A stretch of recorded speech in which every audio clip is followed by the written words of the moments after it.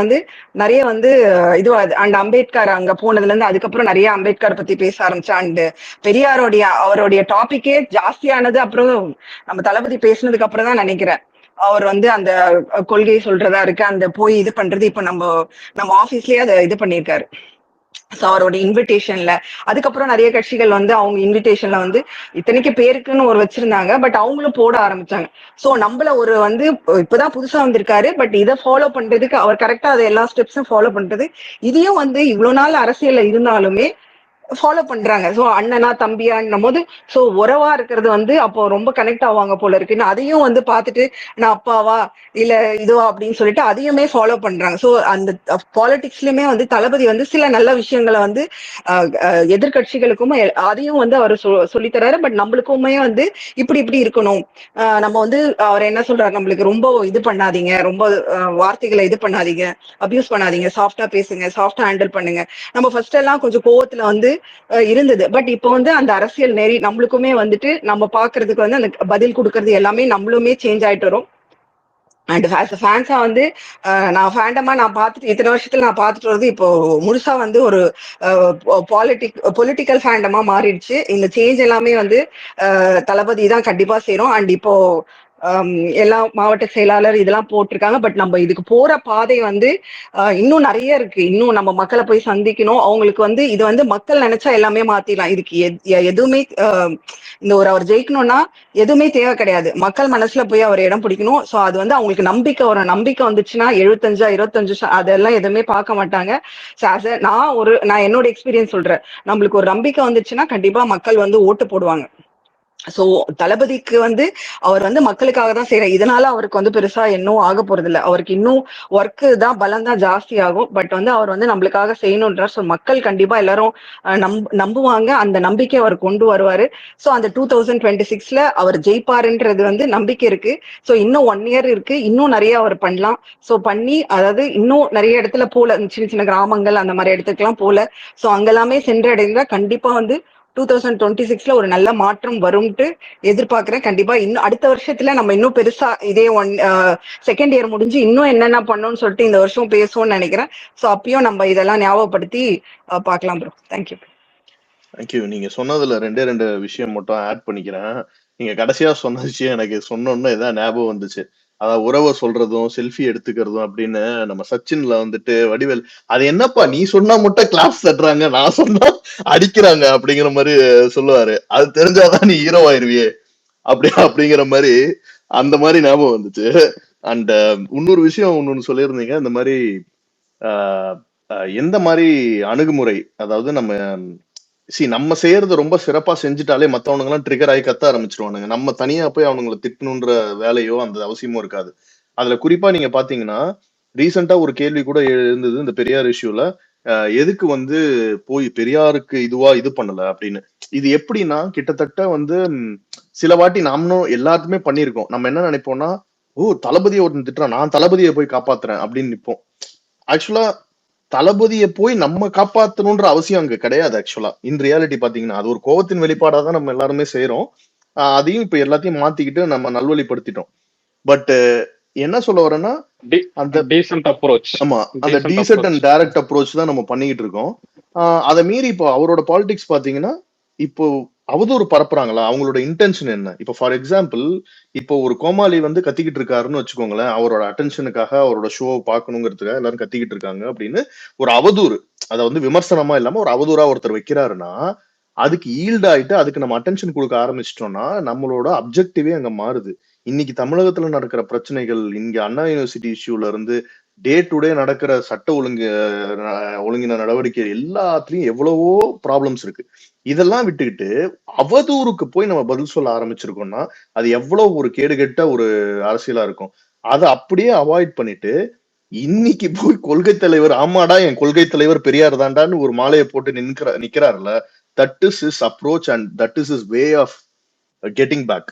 அதாவது நம்ம வந்து இவங்களை கொண்டாடுறோம்னு சொல்லிட்டோம்னா நம்மள சார்ந்தவர்கள் அவங்களோட மேல மேல கொண்டாடிட்டே போறாங்க. அதை விட்டுட்டு ஒரு நாய் கடிக்குதுன்னு அந்த நாய் கிட்ட போயிட்டு திருப்பி கடிப்பேன்னு உட்காந்துக்கிட்டு இருந்த மாதிரி கதையா ஆயிடக்கூடாதுன்றதுதான் அவரோட அப்ரோச்சா பாக்குறேன். ஸோ அதுவும் வந்து நல்ல பாயிண்ட். அது ரெண்டும் ஆட் பண்ணணும்னு நினைச்சேன். சரி, அடுத்து தீபக் பேசுங்க. ஹேண்ட் ஆமா, ரைஸ் பண்ணி. 70 வருஷமா வந்து ம். பெரியார கொள்கை தலைவர்னு சொல்லிக்கிட்டு இருந்த திமுகவோட தலைமை செயலகத்துல ஏன் பெரியாரோட சிலை எதுவுமே இல்லைங்க? அந்த இடம் வேற ஒரு இதுக்கு புக் பண்ணிருக்காங்கன்னு அப்புறம் சொல்றேன். Thanks for giving chance bro. பேசுங்க. ஃபர்ஸ்ட் ஆக்சுவலா நான் ஸ்டார்ட் பண்ண வேண்டியது, நம்ம தளபதி அவர்கள் விஜய் மக்கள் இயக்கம், நம்ம மக்கள் இயக்கம் எப்போ ஸ்டார்ட் பண்ணோம்னா 2009 2009 நம்ம மக்கள் இயக்கம் ஸ்டார்ட் பண்ணி மக்களுக்கு நல்லது செய்யணும்னு சொல்லி 2009 நம்ம ஆரம்பிச்சிட்டோம் அந்த பணியை. இந்த ஒரு வருஷம் நம்ம வந்து மக்களுக்காக நிக்கிறதுக்கு வந்தவங்க கிடையாது. 15 வருஷத்துக்கு முன்னாடியே நம்ம வந்தவங்க. மக்கள் இயக்கமா ஸ்டார்ட் பண்ணி நல்லது பண்ணணும்னு நினைச்சு தளபதி வந்தார். 2010 எவ்ரி ஒன் நோஸ் இட், சுறா படத்துல டைம் டு லீட் போட்டு அப்பவே பயந்தாங்க. இப்ப இருக்க ப்ரோ அரசியல்வாதிகள் ஒரே ஒரு நிமிஷம் ப்ரோ. ஹரிஷ், நான் ஒரு டிஎம் மட்டும் பாருங்களேன். ஓகே ஓகே ஓகே ப்ரோ நீங்க பேசுங்க. அப்பவே பயந்தாங்க அரசியல்வாதிகள், மிகப்பெரிய கட்சிகள். நம்ம தளபதியோட அரசியல்ல வந்துருவாரோ, வந்தா எந்த அளவுக்கு இம்பாக்ட் இருக்குன்னு அவங்களுக்கு அப்பவே தெரிஞ்சிருச்சு. தொடர்ந்து நீங்க பாத்தீங்கன்னா தலைவா படம், நிறைய படத்துக்கு எனக்கு ரொம்ப முக்கியமான விஷயம், எனக்கு வந்து ஹார்ட் டச்சிங் மூமெண்ட் அண்ட் வந்து நான் ஒரு ஃபேன் பாயா நான் பார்த்து ரொம்ப ஒரு மாதிரி வியந்து போனது விஷயங்கள் என்னன்னா, நான் ஃபர்ஸ்ட் சர்க்கார் படம் ஆடியோ லான்ச் அப்போ தளபதி கிட்ட கேள்வி கேட்டிருப்பாங்க. அப்போ ஒரு அழகா அரசியல் பத்தி ஒரு தெளிவான கருத்துக்களை சொல்லியிருப்பாரு. பிகில் படத்துல விவேக் சார் சொல்லுவாரு, இது நீங்க அப்படியே விட்டுறக்கூடாது, இது நீங்க வேற மாதிரி எவல்யூஷன் பண்ணி கொண்டு போகணும்ட்டு.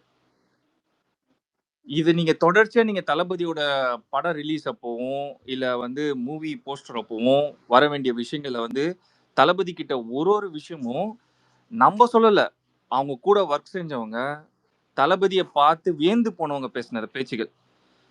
தளபதி நினைச்சிருந்தா, இங்க எனக்கு முன்னாடி பேசுவாங்க எல்லாருமே தான் சொன்னாங்க, தளபதி நினைச்சிருந்தா அவர் என்ன வேணா பண்ணிட்டு போயிருக்கலாம், அவரோட என்ஜாய்மெண்ட் பண்ணிட்டு போயிருக்கலாம், லைஃப் ஏர்ன் பண்றாரு, என்ஜாய் பண்ணலாம், இந்த ஃபேன்ஸை கடைசி வரையும் ஃபேன்ஸா வச்சுக்கிட்டு அதை யூட்டிலைஸ் பண்ணிக்கிட்டு அப்படியே போயிருக்கலாம். இங்க மக்களுக்காக செய்யணும்னு நினைச்சு வந்த ரீசன், இந்த மக்கள் நம்மளுக்கு ஏதோ செஞ்சிருக்காங்க, அந்த மக்களுக்கு நம்ம திரும்பி செய்யணும்னு நினைச்ச ஒரு நல்ல மனுஷன். நிறைய பேர் சொல்லுவாங்க அவர் என்ன பண்ணாரு என்ன பண்ணலன்னு. ஏங்க, கட்சி ஆரம்பிக்கணும்னு நினைக்கிறது எவ்வளவு பெரிய விஷயங்க. அவர் ஒரு ஆக்டராகவே இருந்துட்டு ஒரு ஃபேண்டம், ஒரு சூப்பர் ஸ்டார் லெவல்ல இருந்தா அதோட போயிருக்கலாமே. அவர் வேற எதுவும் பண்ண வேண்டிய அவசியமே கிடையாது. நம்ம அப்படியே ஃபேன் பைஸ், நம்ம இப்படியே தான் அவரை ப்ரைஸ் பண்ணி அவரை இப்படியே என்கரேஜ் பண்ணிட்டு போயிட்டு இருக்கலாமே. அவரும் அதை பண்ணியிருக்கலாம்.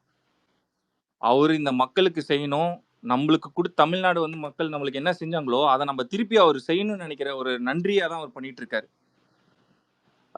நான் நிறைய விஷயங்களை வந்து பேசணும்னு நினைச்சா, அது எனக்கு முன்னாடி இருக்கவங்க நிறைய பேர் பேசிட்டீங்க. நம்ம வந்து ப்ரௌடா ஃபீல் பண்ண வேண்டிய விஷயங்களும் சரி, அவர் பண்ண நிறைய நல்ல விஷயங்களும் சரி, எடுத்துக்காட்டுக்கு நிறைய செய்யலாம். அவர் வந்து இப்போ என்னதோ அரசியல் கட்சி ஆரம்பிக்கிறதுக்கு முன்னாடி தான் வந்து அவர் என்னமோ அந்த ஸ்டூடெண்ட்ஸ்க்கு வந்து எஜுகேட் நல்லா லைக் ஸ்கோர் பண்ணவங்களுக்கு வந்து லைக் ப்ரெசென்ட் பண்ணது அப்படின்னு நினச்சிட்டு இருக்காங்க. வேணா அவங்க எல்லாருக்கும் வேணா டேட்டாஸ் கூகுளில் கூட இருக்கு, போய் பாருங்க. 2012 பண்ணியிருக்காங்க அந்த விஷயத்த. விஜய் மக்கள் இயக்கம் 2012 எஸ்எஸ்எல் டாப்பர்ஸை அவங்க என்கரேஜ் பண்ணியிருக்காங்க. நாங்கள் வந்து இன்னைக்கு வந்தவங்க இல்லடா, 10 வருஷத்துக்கு முன்னாடியே வந்தவங்க. நிறைய கட்சிகள் இங்க வந்து என்ன சொல்லிட்டு இருக்காங்கன்னா, நம்மள வந்து அன்னைக்கு வந்து நாங்க கால் ஷீட்டுக்கு வெயிட் பண்ணிக்கிட்டு இருந்தோம் வாசல்ல. எக்ஸாக்ட்லி. நிறைய கட்சி என்ன சொல்றாங்கன்னா, நம்மள வந்து சினிமா நடிகரை வந்து ஒரு கேவலமான ஒரு போர்ட்ரேட்ல பாக்குறது, நம்மள டீல் பண்றது, என்னமோ இவங்க வந்து கண்டுக்கிறதே இல்லையா, நம்மள கண்டுக்கிறதே இல்லாத மாதிரி நம்ம கிட்ட வந்து அரசியல் பண்ற மாதிரி இவங்க டாக் வச்சுட்டு இருக்கிறது.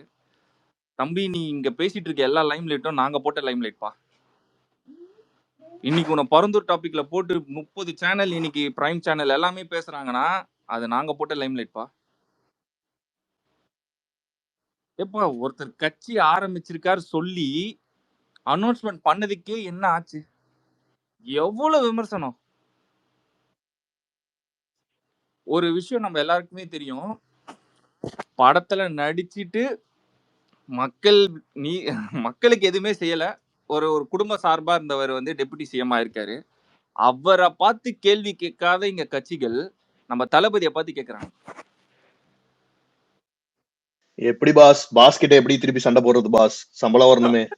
அதுதான் நான் இதுக்கு முன்னாடி சுரேந்தர் ப்ரோ இதுல நான் அவரோட இதுல ஸ்பேஸ்ல நான் பேசியிருந்தேன். நிறைய டாபிக் பேசியிருக்கேன். அதனால நான் சிலதை கட் அவுட் பண்ணணும்னு நினைக்கிறேன்.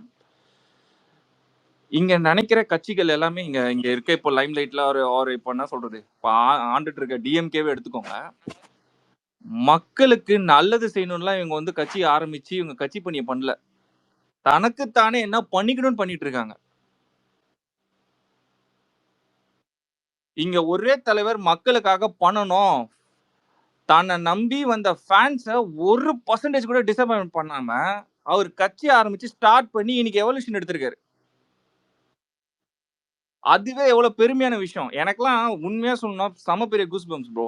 நான்லாம் ஃபார் எக்ஸாம்பிள் நம்ம ஏதாவது பசங்க கூட சிட் சாட் பண்ணும்போது தளபதி இந்த மாதிரி ஃபைட் பண்ணிட்டு இருக்க பசங்க நம்மலாம் அப்படிதான் சண்டை போடுவோம். மூவி வந்தா நம்ம போய் செலிப்ரேட் பண்ணுவோம். மூவிஸ் வந்தா அது எப்படி நம்ம இது கொண்டு போகலாம், ஹைப் கொண்டு போகலாம், இப்படிதான் பண்ணிட்டு இருக்க பசங்க நம்மலாம். இன்னைக்கு நம்மள உட்காந்து அரசியல் பேச வச்சிருக்காரு. அரசியல்னா என்ன, அது என்னன்னு தெரிய வச்சிருக்காரு. அவர் ஒன்றும் கிமிக்ஸ் பண்ணல, நான் வரேன் அப்படின்னு சொல்லிட்டு அதுக்கப்புறம் நான் பாத்துக்கிறேன் அப்படின்னு பண்ணல. லைம் லைட்ல எல்லாம் பண்ணிட்டு இருக்காரு.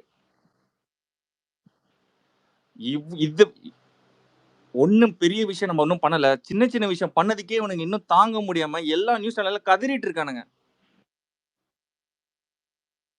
பா நேஷனல் மீடியா போய் ரீச் ஆகுறது ஒன்றும் சும்மா இல்லப்பா. உதயநிதி பேசினா நேஷனல் மீடியா ரீச் ஆகும் நீங்க நினைச்சீங்கன்னா, உதயநிதி பேசின எல்லா பேட்டியும் நீங்க போய் பாருங்க எத்தனை நேஷனல் மீடியால போட்டிருக்காங்கன்ட்டு. தளபதி பேசக்கூட இல்ல, வந்ததை எத்தனை நேஷனல் மீடியா போட்டிருக்குன்னு பாருங்க. அவர் ஜஸ்ட் ஒரு வாக் வந்திருப்பாரு பரந்தூர்ல, அவர் நின்று பேசியிருப்பாரு, அதை போட்டு எத்தனை நேஷனல் மீடியா வந்திருக்குன்னு பாருங்க. எலெக்ஷன் டே அன்னைக்கு அவர் கதவை மட்டும் 1.5 மணி நேரம் காமிச்சாங்க லைவ்ல. இதுதான் மேன் ஆஃப் பவர். நீ என்னமோ நினைச்சிட்டு இருக்க தளபதி சும்மா அப்படி இப்படின்னு. வேற மாதிரிப்பா. நான் இப்பயும் ஒன்னே ஒன்று சொல்லணும்னா, நேஷனல் மீடியா ஒரு விஷயத்த கவர் பண்ணுது, அவர் இன்னும் ஸ்பீச் கொடுக்காமனா சும்மா இல்ல. பவர் ஆஃப் தளபதி. இங்க இன்னொரு விஷயம் நான் சொல்றேன், இங்க இருக்க எல்லா தளபதி ஃபேன்ஸ்க்கும் நான் ஒன்னே ஒன்று சொல்லிக்கணும்னா, அவர் நம்மள நம்பி வந்திருக்காரு இந்த அரசியலுக்கு. கடைசி வரையும் நின்று அவருக்கு சப்போர்ட் பண்ணும், இறங்கி அடிக்கணும். நீ எவன்லாம் பேசுறானோ நெக்கலா, தான் ஒழுக்கத்தை பார்க்காம இன்னொருத்தர ஒழுக்கன்னு சொல்லி ஆரம்பிச்சு இங்க நிறைய பேர் பேசிட்டு இருக்கான். முக்கியமா டிஎம்கே. இவனுங்களெல்லாம் நம்ம அடிக்கணும். இவங்களுக்கெல்லாம் டேட்டா இல்லைன்னு நினைச்சிட்டு ரொம்ப ஆடிட்டு இருக்கானுங்க. பேசும் போதெல்லாம் என்ன நினைப்பாங்கன்னா, இந்த டிவி ஷோஸ்ல எல்லாம் பேசும்போதெல்லாம் பார்த்தா டேட்டாஸ் இன்னைக்கு நம்ம கொடுக்குறோம் டேட்டாஸ். தீபக் ப்ரோ அது நம்ம நோக்கம்ல ப்ரோ, புரியுதுங்களா? மக்கள் பணிக்காக நம்ம வந்திருக்கோம். நம்மளோட ஃபோக்கஸ் மாறிடக்கூடாது. அவங்க நிர்வாகத்துல பண்ற தப்பதான் நம்ம சுட்டி காட்டுவோம், ஓகேங்களா? அதுதான் நம்ம டீசென்ட் அப்ரோச்சில் தான் போறோம். அது அவங்க இவ்வளவு நாள் இன்னும் கீழ்த்தரமான அரசியல் பண்றாங்களோ அதை மக்கள் பார்த்துன்னு அப்புறம் இருக்காங்க, புரியுதுங்களா? ஆபாச பேச்சாளர்களை மேடையில ஏத்தி விட்டு அவங்க பாத்தீங்கன்னா பேச விட்டுறதா இருக்கட்டும். அதான் ப்ரோ நீங்க சொன்னது கரெக்ட் தான். நான் என்னன்னா, நான் ஒரு ஃபேன் பாயா கொஞ்சம் இதாயிடுச்சு, அதனால நான் இல்ல நீங்க அதை எமோஷனலா பேசிட்டீங்க, புரியுது, அண்டர்ஸ்டாண்டிங் முடியுது. அதான் எமோஷனலா பேசிட்டேன். ஏன்னா ப்ரோ நான் நிறைய ஸ்பேஸ்ல நான் போய் எந்த அளவுக்கு இவங்க பத்தி பேசுவானுங்கன்னா எனக்கு தெரியும் ப்ரோ. இங்க இருக்க நிறைய தளபதி ஃபேன்ஸ்க்கு தெரியும் அது உள்ளுக்குள்ள இருக்க வலி. என்னைக்கு நம்ம திருப்பி அடிப்போம் வெயிட் பண்ணிட்டு இருக்க வலி இப்ப இறங்கிருக்கோம். அந்த எவல்யூஷனை கொண்டு வரதுக்காக ப்ரோ என்ன ஒரு விஷயம் ப்ரோ, இது ஒன்னும் பாத்தீங்கன்னா தளபதி அரசியல் வந்தது இப்ப வரைக்கும் பாத்தீங்கன்னா திருப்பி அடிக்கிறதுக்கோ பழி வாங்கும் நோக்கமோ இதெல்லாம் எதுவுமே கிடையாது. அவரு மக்கள் பணிக்காக வந்திருக்காரு, ஓகேங்களா? ஓகே, வேற ஏதாவது பேசுறீங்களா? ஜெயஜோதி ஏதோ ஹேண்ட் ரைஸ் பண்ணாங்கன்னு நினைக்கிறேன். இல்ல நான் கிளாப் பண்ணேன், ஹேண்ட் ரைஸ் பண்ணல. ஆக்சுவலா ஓகே பர்சனல் அட்டாக் பண்ணக்கூடாதுன்னு சொல்லி நம்ம தளபதியே சொல்லியிருக்காங்க. நம்மள பர்சனல் அட்டாக் யாரும் பண்ணாங்கன்னா அது கண்டுக்காம போயிடுறதா நமக்கு பெஸ்ட். நம்ம திருப்பி பர்சனல் அட்டாக் பண்ணணும்ன்றது அவசியம் கிடையாது. நம்ம டீசன்ட் பாலிடிக்ஸ் நோக்கி போயிட்டு இருக்கோம். சோ அதை மட்டும் மைண்ட்ல வச்சுக்கணும். ஓகே வேற யாரு பேசுறது? பாஸ் நீங்க ரொம்ப நேரம் பேசணும் நீங்களே, சாரி. நண்பரே உங்களை மாறட்டுங்க.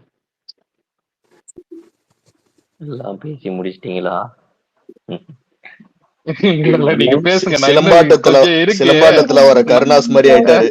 எல்லாம் நான் பேச நினைச்சதெல்லாம் பேசிட்டீங்களா? இல்லைங்க அவர் தனி பாயிண்ட் வச்சிருப்பாருங்க. அவர் டிஃப்ரெண்டா பேசுறாரு. ஒன்றும் இல்லை, சிம்பிள் தான். History of TVK, why TVK, இவ்வளவு கட்சி இருக்கு, எதுக்கு டிவிகே வேணும் அப்படின்ற கொஷின் எல்லாருக்குள்ளயும் இருக்கலாம். சில பேர் இருக்கலாம். இன்னைக்கு இது வரைக்கும் ஆன்சர் கிடைச்சிருச்சு, கிடைக்கலன்னா சொல்றேன். இதுக்கு முன்னாடி நடந்த அரசியல் எப்படி இருக்குன்னா, ஜெயலலிதா கருணாநிதி இருந்த காலத்துல எப்படி இருக்குன்னா, மக்களோட பிரச்சனைகளை மட்டுமே பேசிக்கா இருக்கும். மிகப்பெரிய பிரச்சனைகளாக இருக்கும், நாட்டினுடைய பிரச்சனையா இருக்கும், மாநிலத்துடைய பிரச்சனையா இருக்கும், அதை பத்தி விவாதங்கள் ஓடும். ஆனா இன்னைக்கு கூட அரசியல் எப்படி இருக்குன்னா, இவர் ஏன் அந்த கலர்ல கயிறு கட்டியிருக்கிறாரு, அவர் ஏன் அந்த கலர்ல வேட்டி கட்டியிருக்கிறாரு, அவர் ஏன் அந்த பேஸ்ல பல்லு விளக்குறாரு அப்படின்ற ஒரு கீழ்த்தரமான அரசியல் தான் போயிட்டு இருக்கே தவிர, இன்னைக்கு மக்கள் பிரச்சனைக்கான ஒரு அரசியல் ஒண்ணு போதுன்றது 100% இல்லவே இல்லை. அது எல்லா உதாரணமும் சொல்லியிருக்காங்க. இன்னைக்கு பெரியார் இஷ்யூ கொண்டு, பெரியார் பத்தி பேசக்கூடாதெல்லாம் சொல்லல, பெரியார் பத்தி பேசணும். நல்லது நிறைய இருக்கு, அதை எடுத்துக்கோங்க. கசப்பு சாப்பிட்டுட்டு கசகுது ஏன் சொல்றீங்கன்னு தான் நம்ம கேட்குற கேள்வி. ஒய் டிவிக்கு நீட் அப்படின்னும் போது ஆப்ஷன் இதுக்கு முன்னாடி நமக்கு விஜயகாந்த் சார் மூலியமா வந்தது, அப்புறம் இப்போ வேறு கமல்ஹாசன் சார் மூலியமா நடிகரை பேஸ் பண்ணி நான் சொல்லலை, மாற்று அரசியலா நம்ம மிகப்பெரிய ஆட்களா எதிர்பார்த்தவங்க அங்க வரும்போது விஜயகாந்த் சார் எதிர்கட்சி அப்படின்ற ஒரு அரியணை வரைக்கும் தொட்டவர், அதுக்கு மேல ராஜதந்திரத்தால வீழ்த்தப்பட்டாருன்றதுதான் உண்மை. சொல்லப்போனா முதுகுல குத்தப்பட்டார். அந்த காலத்துல இப்படி ஒரு மிகப்பெரிய டீம் அவருக்கு பக்கபலமா இருந்தா ஆல்சோ விஜயகாந்த் சாரும் இன்னைக்கு ஒரு கரண்ட் சிஎம்மா அதுக்கு வாய்ப்பு உண்டு. நமக்கு ஒரு நல்ல ஆட்சியும் கிடைச்சிருக்கலான்றது என்னோட நம்பிக்கை. இன்னைக்கு ஒரு மாற்றா நம்ம ஏன் தலைவர் விஜயை பாக்குறோம்னா, ஒரு உண்மை நேர்மைன்றது அவர்கிட்ட இருக்குதுன்றது படத்துல பார்த்துன்னு இல்லை, செயல்பாடுகளில் பார்த்துதான் நம்ம தெரிஞ்சுக்கிறோம். எந்த ஒரு விஷயத்திலும் சரி அவருடைய கிளாரிட்டின்றது கரெக்டா இருக்கும்.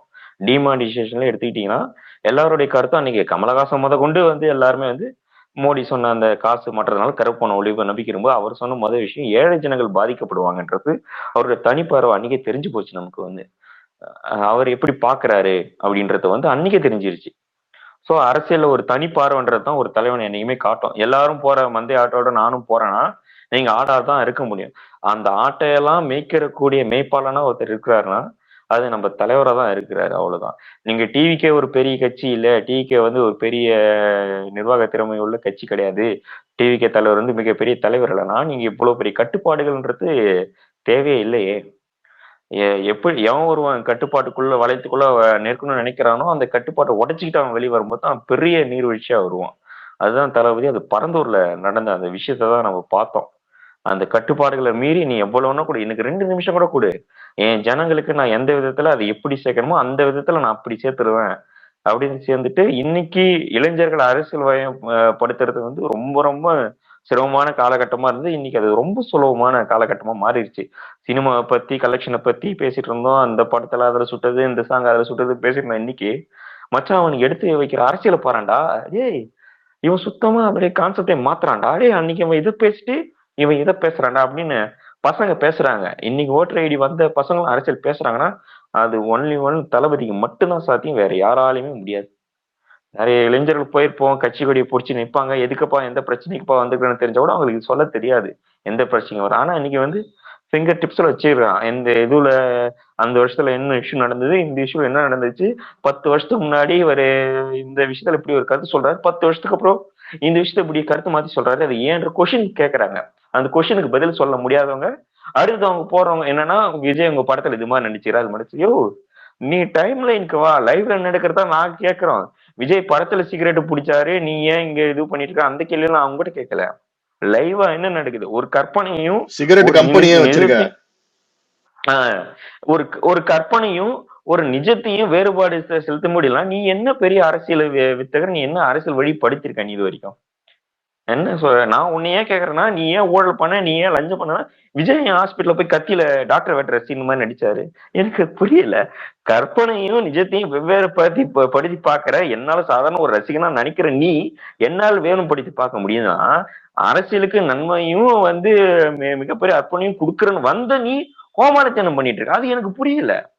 எங்கேயோ ஒரு இடத்துல ஏதோ ஒரு இஷ்யூ நடக்குதுன்னா நீ அதை சினிமா பாணியோட நீ தொடர்புபடுத்தி பாக்குறேன்னா உன்னை விட வேற ஒரு கோமாளி எப்படி இருக்க முடியும்? லியோ ஆடி லான்ச்லயே சொல்லிட்டாரு, போற வழியெல்லாம் வந்து ஒயின் ஷாப் இருக்கு, கல்லூரி பள்ளி மாணவர் போறோம், அதுக்கு அவங்க 2 வகுப்பு போட்டுட போறாங்க. அவங்களுக்கு தெரியும் படிப்பு தான் நோக்கம், அதுதான் என்னுடைய வாழ்க்கைன்னு அவங்க போயிடுறாங்க. எனக்கு டெஃபினட்டா தெரியும் அவங்க பெரிய மூலக்காரங்கன்னு சொல்றாரு. என்னைக்கு வந்து மக்களை தான் மிகப்பெரிய தலைவர்களா எடுத்துட்டு ஒருத்தன் தலைவரா வரானோ அவன் தான் நிஜ தலைவர். மக்களை முட்டாளா நினைச்சுக்கிட்டு திருத்தணில 4 மணி நேரம் நிக்கிறதுக்கு இது பண்றாங்க, திருப்பதியில போய் 6 மணி நேரம் நிக்கிறாங்கன்னு சொல்லு வருது பாருங்க. மக்களை முட்டாளா நீங்க நினைக்கிற அன்னைக்கே நீங்க தோத்து போய் நீ சரியான அரசியல்வாதி கிடையாது.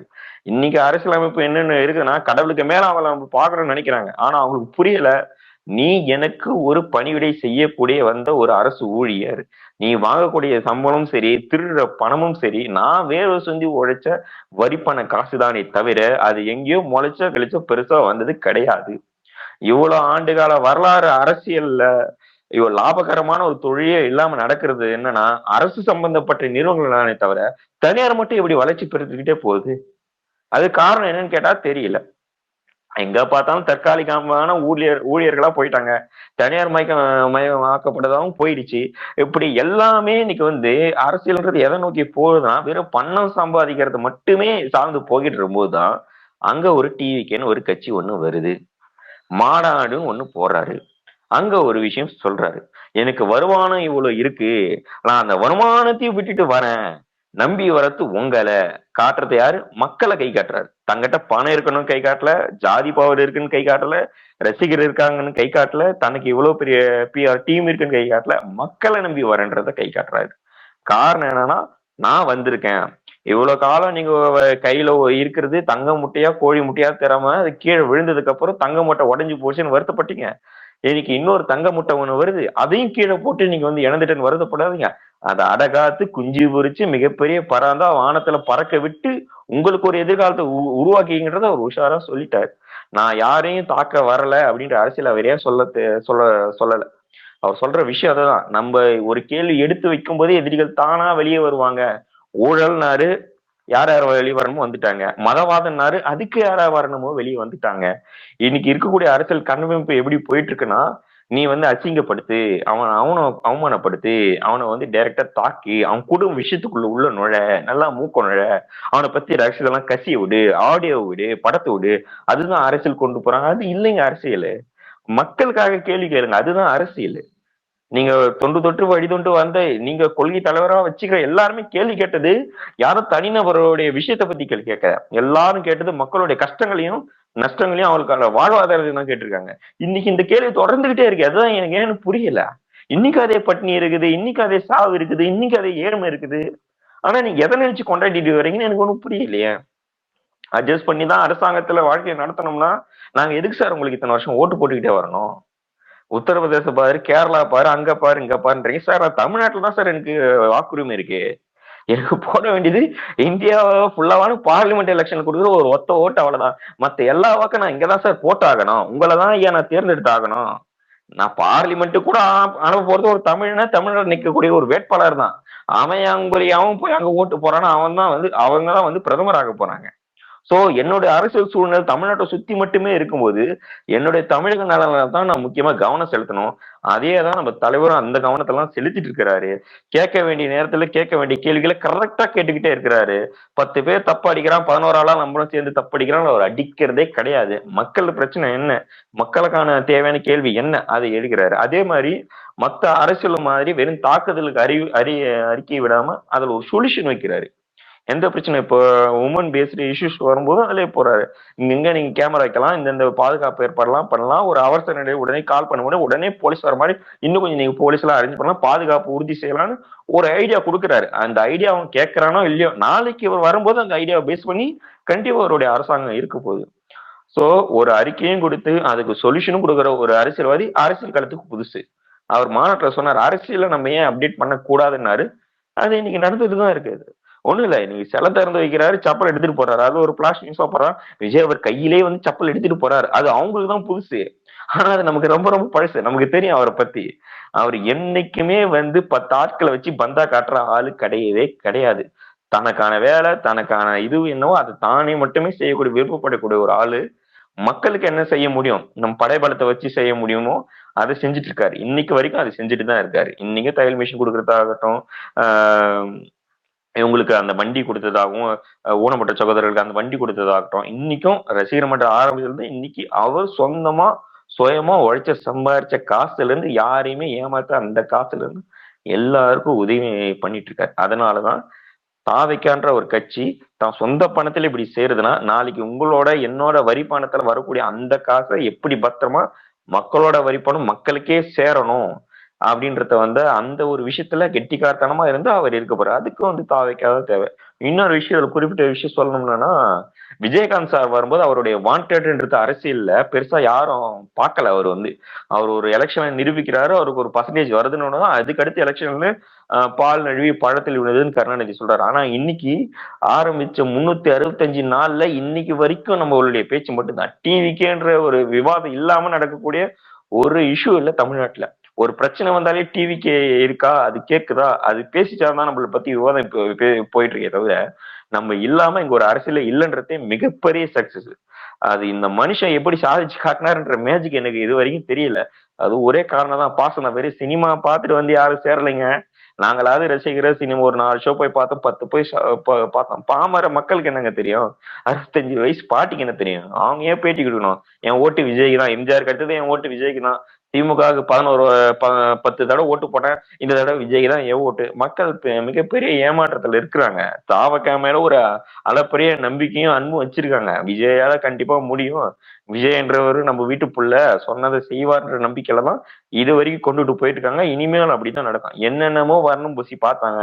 இவங்க பிஜேபி பி டீம்னாங்க, அதையும் பெரியாரோட ஒரே ஒரு உருவத்துல வச்சு உடைச்சாரு. அடுத்தது ஜாதி கட்சி இது மாதிரி இருக்கும் அப்படி இப்படின்னாங்க. இப்ப கூட ஒருத்தர் பேட்டி கொடுத்துட்டு இருந்தாங்க. இது ஃபார்ம்லயே இருக்கு. ஒரு ஒரு குறிப்பிட்ட பதவிக்கு எஸ்சி எஸ்டி அல்லது மகளிர் இது மாதிரி இருக்கிறவங்க மட்டும்தான் பதவி கூட அதிலே ஃபார்ம்லயும் கொடுத்துட்டாங்க. இன்னைக்கு சமூகத்துல எது எதெல்லாம் சாத்தியப்படாத அரசியல்னு நினைக்கிறாங்களோ, ஒரு ஊனமற்ற சகோதரிக்கு இன்னைக்கு பதவி கொடுத்து ஒரு போட்டோ வந்திருக்கு. அத்தனையும் சாத்தியப்படுத்தி ஒரு அப்டேட்டான அரசியல் கொடுத்துருக்காரு. அது ஹேட்ஸ் ஆஃப் ஃபார் தளபதி. இந்த 1 இயர்ல இந்த அடி அடிக்கிறாருன்னா 2026 எந்த மாதிரி அடி விழுன்னு கற்பனையும் பார்த்திருக்க முடியாது. இன்னைக்கு சந்திரமுகி டைலாக் மாதிரி ஒருத்தர் பண்ணிட்டு இருக்காரு. அவர் சந்திரமுகா நின்னா, சந்திரமுகா மாறினா, சந்திரமுகா தன்னை நினைச்சுக்கிட்டான்ற மாதிரி இன்னைக்கு இருக்கிற செல்ஃபி வரைக்கும் உங்களுடைய பிம்பம் எங்களை தலைவரை நோக்கி இருக்குதுன்னும் போது மாற்று அரசியல் உங்களை பயம் பொறுத்தி இருக்குதுன்றது இந்த சலசலப்புல தெரியுது. அந்த பயத்தோடவே உங்களை வச்சுக்கிட்டே இருப்பாரு. உங்க பேரையே அவர் சொல்ல மாட்டாரு, ஆனா உங்களை பயம் பொறுத்திக்கிட்டே இருப்பாரு. அந்த பயத்தாலே மக்களுக்கு நல்ல நடக்க வைப்பாரு. அவர் கண்டிப்பா நல்லதையும் தொடர்ந்து செய்வார். Thanks for this. ஆல்ரெடி ஒரு ஒயிட் ஷர்ட் காக்கி பேண்ட் ஆர்டர் பண்ணிருக்கிறதா ஒரு செய்தி பரவுது. தெரியல, வெயிட் பண்ணி பார்ப்போம். ஓகே, அடுத்து யாராவது பேசுறீங்களா? இல்ல நம்ம ஒரு ரேப்பப் மட்டும் சொல்லிடுறேன். நான் அப்போ விட்ட 2 விஷயங்கள் பத்தி சொல்லிடுறேன். கண்டிப்பா அந்த மாநாடு நடந்தது, அதை கொஞ்சம் டீட்டெயில் பண்ணலாம்னு நினைக்கிறேன். ஏன்னா இந்த மாநாடு அன்னைக்கு இவங்க ஒரு சிஸ்டர் பேசும்போது சொன்ன மாதிரி, ஃபர்ஸ்ட் நம்மளுக்கு ஒரு எக்ஸ்பெக்டேஷனுங்கிறது பெருசா இல்ல. தளபதி பேசுவாரு, அவர் எவ்வளவு நாள் பேசின விஷயங்கள் எல்லாம் நம்ம கேட்டிருக்கோம், பார்த்திருக்கோம், என்ன எப்படி பேசுவாருன்ற தோணி எல்லாமே தெரியும். ஸோ நாங்க லைவா நம்ம ஸ்பேஸ்ல தான் இருந்தோம்னு நினைக்கிறேன். அதை ஆரம்பிக்கிற போது கூட ஸ்டார்டிங் பாக்குற போது வந்தாரு, அமைதியா எப்பவுமே சிரிப்பாருல்ல, கிரீட் பண்ணிட்டு சிரிச்சுட்டு நார்மலா உட்கார்ந்துட்டு இருந்தாரு. சரி, எப்பவுமே பேசுவாரு இல்லையா, மைக் எடுத்துட்டு இங்க வந்திருக்கும் எல்லாருக்கும் இது அப்படின்னு. ஒரு செகண்ட்ல அந்த டிரான்ஸ்ஃபர்மேஷன் பண்ணி ஃபாதர் ஆஃப் ஆல் டிரான்ஸ்ஃபர்மேஷன்ஸ்ங்கிற மாதிரி அந்த பேச ஆரம்பிச்ச ஸ்பீச், எனக்கு அவர் சொல்றதை கவனிக்கிறதா, வார்த்தைகளை கவனிக்கிறதா, இல்ல அவரோட ஸ்பீச்சோட கிளாரிட்டி, அந்த வே ஹி போர்ட்ரேட் அதை ரசிக்கிறதா அப்படின்னு எனக்கு ஒரு மாதிரி ஸ்டம்பிள் ஆயிட்டேன். கொஞ்ச நேரம் அப்படியே என்ன நடக்குது, இது யாரா இவரு அப்படின்னு.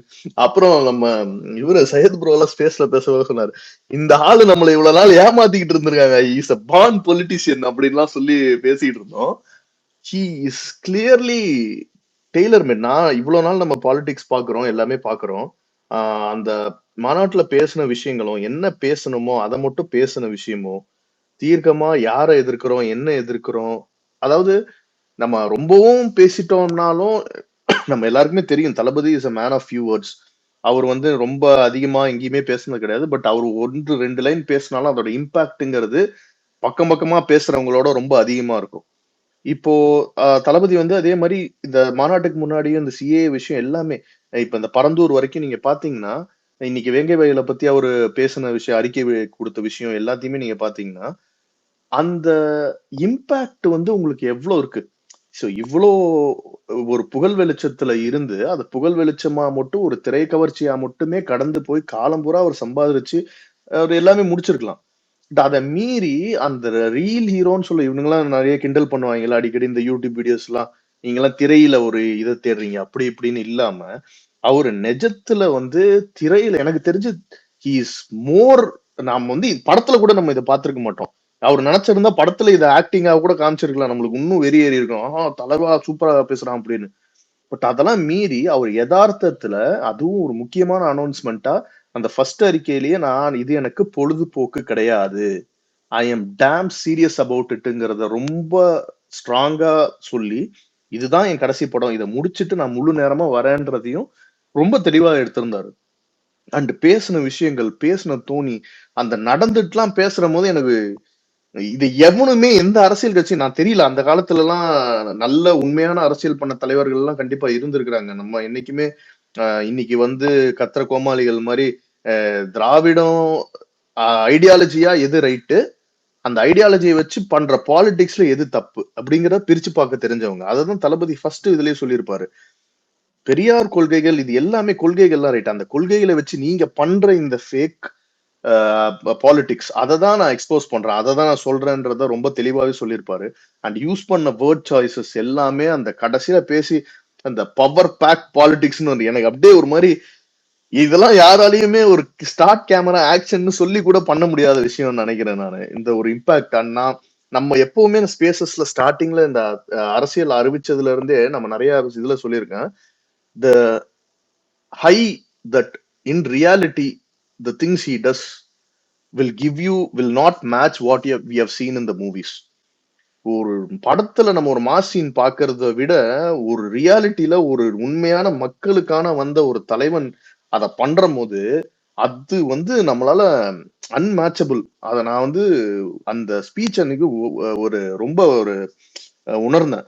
அதை தாண்டி இப்போ அதுக்கப்புறமா நம்ம அந்த பெரிய அம்பேத்கர் அவர்களின் விழால புத்தக வெளியீட்டு விழால வந்து நம்ம கலந்துக்கணும்னு சொல்லிட்டு அந்த பேச்சுகள் வரும்போது நான் வந்து இது என்னோட பர்சனல் ஒப்பீனியன், நான் வந்து திருமாவளவன் அவர்களை வந்துட்டு கண்டிப்பாக ஒரு ரொம்ப சீசன்டு பாலிட்டிஷியனா தான் நான் பிலீவ் பண்றேன். என்னை பொறுத்த வரைக்கும் நான் he has done politics, he has studied, he has the knowledge, he has done எவ்வளவோ பண்ணியிருக்காங்க, முன்னெடுத்திருக்காங்க அப்படிங்கறது. இது தளபதியும் ரொம்ப அவங்க மேல மரியாதை வச்சிருக்கிறதா அவர் இவ்வளவு நாள் நடந்துக்கிறத வச்சு நான் புரிஞ்சுக்கிட்ட விஷயம் நினைக்கிறேன். அவரு நினைச்சிருந்தா நான் என்ன நினைச்சேன்னா, அவரு நம்ம ஸ்டேஜ்ல வந்து தளபதி ஏதாவது டிஎம்கேவை பத்தி பேசுற போது அதுக்கு அவர் கவுண்டரா அங்க ஏதாவது பேசிட்டா என் மைண்ட்ல இப்படிதான் இருந்துச்சு. ஆனா he never stood back. அந்த கமிட்மெண்ட்ல இருந்து தளபதி பின்வாங்கவே இல்லை. எல்லா செய்திகளும் வந்துச்சு, இவர் போவாரா போக மாட்டாரான்னு வந்துச்சு. தளபதி போவாரா போக மாட்டாங்கிறாருன்னு அங்க பேச்சே கிடையாது. he has given his word, he will be there and he was there. and speech of இதுதான் பெரிய ஒரு ஹைட் அப்படின்னு நம்ம நினைச்சுக்கிட்டு இருந்தோம்னா மாநாடு ஸ்பீச்ச அதையும் ஒரு லெவல் ஸ்டெப் அப் பண்ணி அங்க பேசுறாரு. நான் வந்து அங்க இருக்கவங்க எல்லாம் வந்து பாலிடிக்ஸ்லயே இருந்தவங்க, இப்போ நிறைய அரசு பதவியில இருந்தவங்க, அவங்க எல்லாம் எவ்வளவு பேசியிருப்பாங்க எல்லாமே. But the impact he has made, இது எல்லாமே எப்படின்னா, இப்போ எனக்கு ஒரு பாப்புலாரிட்டி இருக்கு, அந்த பாப்புலாரிட்டியை நான் எப்படி வேணா யூஸ் பண்ணிக்க முடியும். I can make money out of it, I can run businesses out of it. இந்த மாதிரி நான் எதை வேணா முன்னெடுக்கலாம் அந்த ஒரு பாப்புலாரிட்டியை வச்சு. பட் அந்த பாப்புலாரிட்டியை வச்சு மக்களுக்கு நல்லது செய்யணும், அதனால ஒரு மக்களுக்கு நல்லது நடக்கணும் அப்படிங்கிற ஒரு சிந்தனையே இருக்கு பாத்தீங்களா, அந்த ஒரு தாட், அதுவே வந்து போதும். இவருக்கு ஃபேனா இருந்ததுலயோ இன்னைக்கு தொண்டனா இருக்கிறதுலயோ ஒரு அந்த நாதர் சொல்ற மாதிரி ஒரு கர்வமா இருக்குன்ற மாதிரி இதுவே போதும். அந்த ஒரு தாட் வரணும்ல, அது எவ்வளவு பேருக்கு அந்த தாட் வரும், இந்த தைரியம் வரும். நம்ம எல்லாமே தைரியம்னு எவ்வளவு விஷயங்கள் பேசுறோம், ஆனா இது எல்லாத்தையும் தாண்டி மக்களுக்காக நிக்கிறதுக்கும், இன்னைக்கு பரந்தூர்ல நம்ம விக்கி ப்ரோ பேசுறமோ சொன்ன விஷயம் மாதிரி 35 தலைவர்கள் அங்க போய் கிடைக்காத வெளிச்சம் 36ஆவதா தளபதி அங்க போய் இருந்த சிறிது நேரம் அவங்க ஸ்பெண்ட் பண்ண அளவுக்கு எல்லாம் பண்ணிருப்பாங்களான்னு நம்மளுக்கு தெரியாது.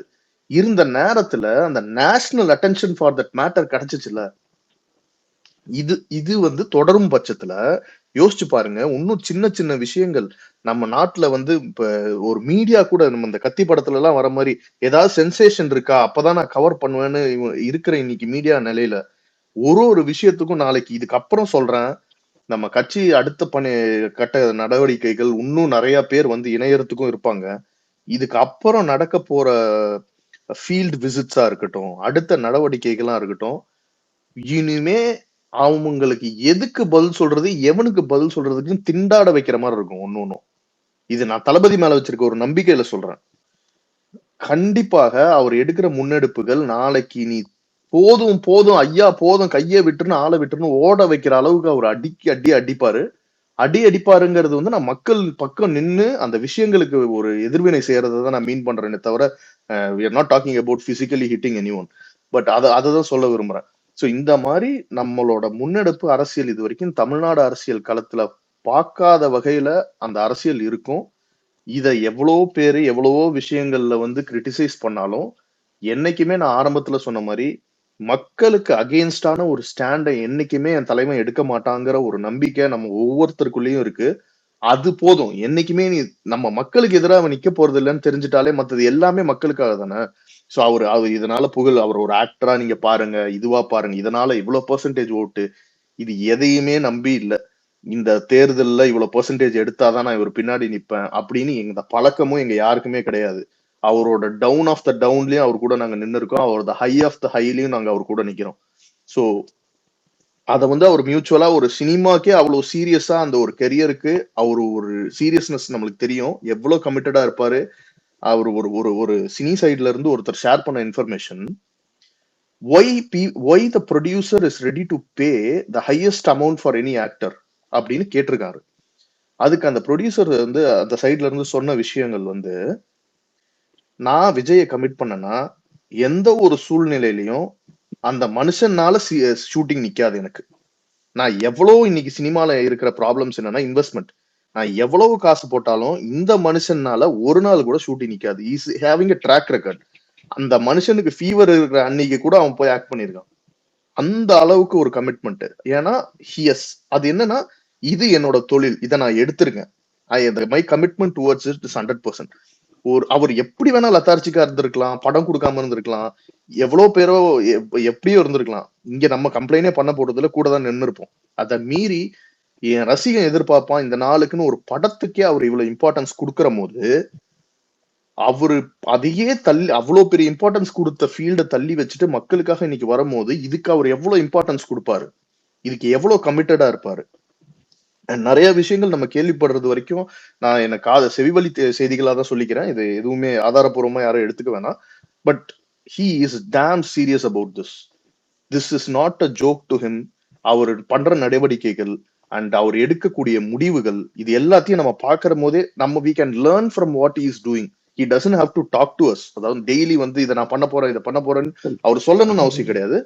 பட் அவர் செயல்பாடுகள் மூலமாக அவர் என்னென்ன பண்றாரோ அதை வச்சே நம்ம நிறைய விஷயம் அவர் எந்த பாத்துல போறாரு, எப்படி டிசிஷன் எடுக்கிறாரு அப்படின்றத நம்ம கண்டிப்பா புரிஞ்சுக்கலாம். சோ அது வந்து ஒரு பெரிய ஒரு நிகழ்வா இருந்துச்சு. அந்த மாநாடு வந்து திரும்பி பார்க்க வச்சுச்சு, எல்லாரோட வாயும் அடைச்சிருச்சு. இதுக்கு பரந்தூரை தாண்டி நாளைக்கு வேங்கை வயலை தாண்டி இந்த மாதிரி தமிழ்நாட்டுல இருக்கிற முழு பிரச்சனைகள் முதற்கனா எடுத்து அதை கண்டிப்பா முன்னெடுத்து அவர் செய்வாரு தளபதி. ஸோ அதுக்காக நம்ம ரொம்ப இதா இருக்கும். இப்போ கொஞ்ச நேரத்துக்கு முன்னாடி சிஸ்டர் சொன்ன மாதிரி 2026ல நம்ம திருப்பி 2வது வருஷம் நிறைவு அப்படின்னு நம்ம பேசுற போது அது நம்மளுக்கு பேசுறதுக்கு விஷயம் எல்லாத்தையுமே பேச முடியுமான்னு கூட தெரியாத அளவுக்கு ரொம்ப அதிகமா இருக்கும்னு நினைக்கிறேன். அந்த மாதிரி செயல்பாடுகளும் அதுக்கேற்ற மாதிரி இருக்கும். கண்டிப்பா நம்ம irrespective of opinions, இங்க எல்லாருக்குமே ஒப்பீனியன்ஸ் இருக்கு. இங்க எல்லாருமே ஒரே மனநிலையிலயோ ஒரே மைண்ட் செட்லயோ இயங்கக்கூடவங்க கிடையாது. ஆனா தளபதின்னு வந்துருச்சுன்னா எல்லாத்தையும் தள்ளி வச்சுட்டு இங்க ஒவ்வொருத்தரும் ஒன்னா நிற்பான். அதுதான் நம்மளோட கிரேட்டஸ்ட் ஸ்ட்ரென்த். இந்த ஸ்ட்ரென்த்னாலதான் இன்னைக்கு நம்ம இருக்கிற ஃபீல்டுலயும் நம்ம நம்பர் 1 இருக்கோம். நாளைக்கு இருக்க போற அரசியல்லையும் இது சினிமா கிடையாதுனாலும் அதுக்கான சீரியஸ்னஸோட அதுக்கான முன்னெடுப்போட கண்டிப்பா நம்ம எல்லாம் துணை நின்று அதை வந்து அந்த இடத்துக்கு வந்து அடைய வைப்போம். இது வந்து ஒரு பீப்புள்ஸ் காஸ். இது கூட இட்ஸ் நாட் ஜஸ்ட் ஒரு இவரு தோக்க கூடாது அப்படிங்கிறது நம்மளோட, நான் ஒத்துப்பேன் ஹோப்பனா, என்னோட ஃபர்ஸ்ட் இது அதான், என் தளபதி தோத்துறக்கூடாது அப்படிங்கிறது எனக்கு இருக்கு. அதை மீறி இந்த அரசியல்ல ஈடுபட்டு இதை பத்தி பேச பேச பேச புரிதல் ஏற்பட ஏற்பட இது பின்னாடி பலனடைகிற மக்களும் நம்மளுக்கு தெரியுறாங்க. It's not just about Thalapathy, it's not just about him winning. அதனால திருப்பி நம்ம தமிழ்நாட்டு மக்களுக்கு என்ன நடக்க போகுது, அவங்களுக்கு என்னென்ன பாசிட்டிவ்ஸ் நடக்க போகுது அப்படிங்கறது வந்து ஒரு பெரிய ஒரு ஒரு ஒரு பாசிட்டிவ் விஷயமா பாக்குறேன். ஸோ அதை மீறி கண்டிப்பா நம்ம வெயிட் பண்ணுவோம் அடுத்தடுத்த முன்னெடுப்புகள் எல்லாத்துலயும். வேற யாராவது நடுவு இப்ப பேசணும்னா பேசுங்க. ஹரிஷ் ப்ரோ, யா, சாதிக் பேசுறேன். பேசுங்க ப்ரோ. நம்ம ஒரு வருஷமா நம்ம பேசிட்டு இருக்கோம். நான் இந்த மாதிரி நரேஷனை நான் கேட்டதே இல்லை ப்ரோ. ஆனால் இந்த அளவுக்கு ஸ்டெப் பை ஸ்டெப்பா நீங்க சொன்னது வந்து ரொம்ப சந்தோஷமா இருக்கு. இதே மாதிரி அடுத்த இயர்ல வந்து இதை விட அதிகமான நரேட்டிவ், இன்னும் பல வியூகங்கள் இருக்கும். அத தலைவர் பேசுறதையும் கேட்கணும், உங்கள்ட்ட இருந்தும் அதிகமா கேட்கணும்னு எதிர்பார்க்கிறோம் ப்ரோ. கண்டிப்பா கண்டிப்பா ப்ரோ, கண்டிப்பா செய்வோம்.